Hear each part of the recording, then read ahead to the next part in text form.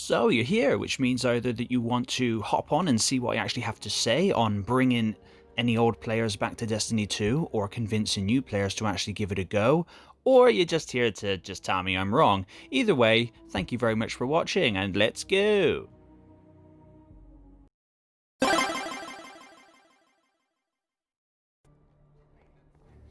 So why should you return to Destiny 2 or pick Destiny 2 up for the first time?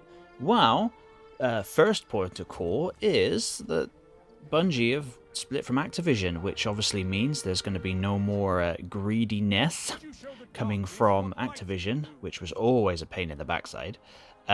Secondly, is Bungie. You know, they made Halo, and Halo was great, and the gunplay in Destiny 1 and 2 has always been great. It was just the content which was drip-fed to people. However, that's now changed as this game is swimming with content. There's always something to do. Of course, like every game, it's not designed to be played 24/7, so there will be people that say, oh, I've run out of things to do. So yeah, well, if you just play this game and hammer this game hard for endless hours, you're going to run out of things to do. You know, this game, the content has to be made by people who work, and if you're playing the game for more hours than they're working, then they can't pump out the content fast enough for you to be able to play it. Whew. I mean, you get my point. So obviously to start with, there's the daily bounties and weekly bounties, which reset every Tuesday. That gives you something to do every single day to increase your light level and to increase your battle pass level. Yes, this game has a battle pass, I'll go into that a bit more later. But first off, I want to talk about Gambit quickly. Gambit is awesome. It's PvE with a little touch of PvP thrown in. I'm not so good at the PvP part because people play this game a hell of a lot more than I do. So as soon as I see them and wave, they shoot me in the face.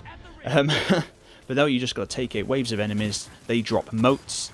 If you die carrying these motes, you will lose them. So you just got to get as many motes as you can and then bank them. As soon as you've banked them, you can either create a small blocker or a large blocker on the enemy's team, therefore making it so they're unable to bank their motes until they've killed said blocker, all in the process of getting your boss to appear. Once your boss appears, kill it before the other team does, and boom, you've won. It's an incredibly fun mode, and you can unlock some really cool gear playing it.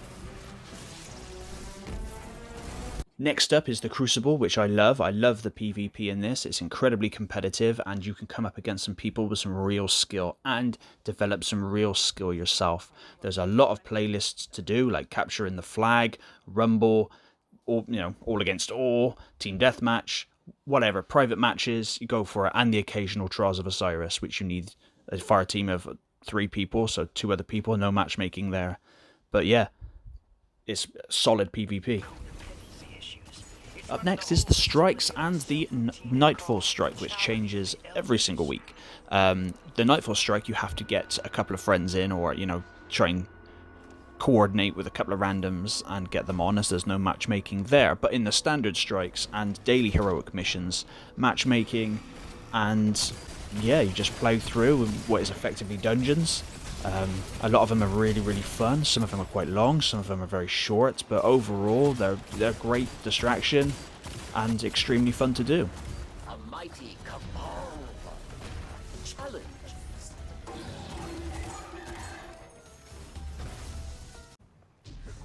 Of course, a massive staple of Destiny and Destiny 2 is the free roaming. You can go around several planets. They are about to change here in 2020 with the release of the new expansion in the fall. They're taking away a few of the planets. Well, not taking them away, they said they're banking them, which I guess they mean they're going to bring back occasionally. Whether that means the strikes and the multiplayer maps go with them, I don't know. I know they're taking away the Leviathan raid, but I mean, it's not the end of the world. But yeah, you can do all the public events. There's adventures. Of course, there's the main story and storylines. There's also side quests. You also get your quest lines for weapons and gear, which is pretty cool. And you can obviously team up with a lot of people. There's the lost sectors. There's the hidden chests everywhere. There is so much to do in this game. I mean, I cannot reiterate that. And I mean, I wasn't able to get together a team to record the footage, but I'll also talk about the raids as well. There is the raids, the 6-man raids, where you can get 6 people together and take on the hardest dungeon you'd ever do in Destiny 2. Of course, a lot of people smash the raids and they say, oh, it's not hard, but it is hard for beginners. Everyone's got to start somewhere. I've never actually finished one. I've got right to the end of the Leviathan one, but we couldn't beat the boss in time because they can take hours. But they're awesome, and you get the best gear from the raids, so well worth doing. I heard those explosions from here. What was that? Oh, just us. And lastly, that brings me to what I think is a phenomenal addition to the Destiny 2 game loop and grind. Because let's face it, it's a looter shooter, there is the grind, which, done in sensible doses, can be really fun. And that is the in-game Destiny 2 Season Pass, the Battle Pass.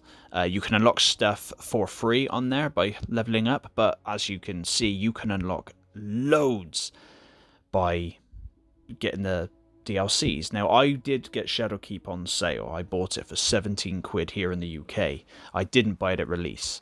But after hearing that Bungie are going to support Destiny 2 for the next 3 years with expansions, so 1 a year, that's great news.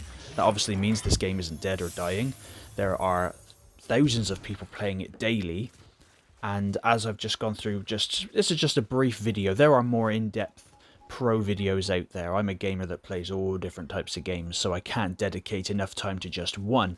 But I have played Destiny 2 since the beginning, and I've played Destiny 1 since the beginning, and I absolutely love them. And especially now Activision's no longer in the picture.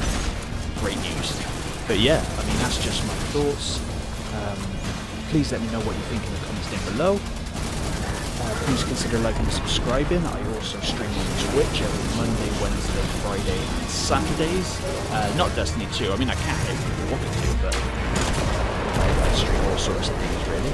But yeah, thank you very much for listening to me ramble about, you know, Destiny 2, and hopefully I can help bring a renaissance, if you will, to continue in this game's upward trajectory, because let's face it, when it was released, geez, did it bomb. Guardian just annihilated a I mean, it small was bare army bones when to it was kill released, one but servant. now, completely You different. have an army? Absolutely tons of things to do, and more coming with the latest expansion. So, yeah, thank you very much, and until next time, keep it easy, Guardians.